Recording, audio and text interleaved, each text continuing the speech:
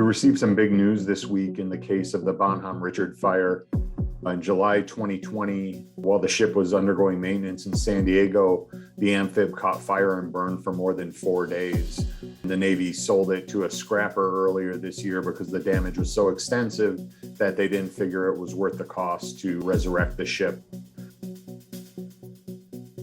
A federal search warrant unsealed in a California court this week reveals for the first time that the sailor suspected of starting the blaze is seaman apprentice Ryan Sawyer Mays. He's a 20-year-old who had previously attempted to undergo SEAL training but had washed out after about 5 days in. According to this warrant, a sailor saw Mays walking down into the lower V storage area of the ship with a bucket mere minutes before the fire was called away on July 12th.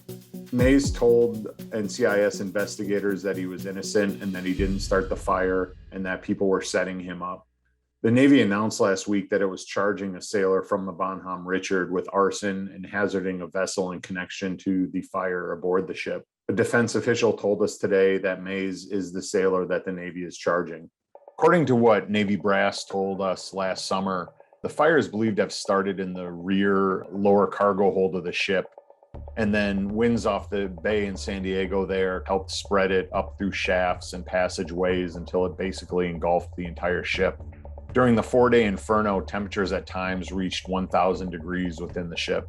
After the fire had burned for days and firefighters finally extinguished it, a tour of the upper and lower V storage areas revealed that several firefighting stations appear to have been tampered with, and an officer told investigators it appeared that tampering was intentional.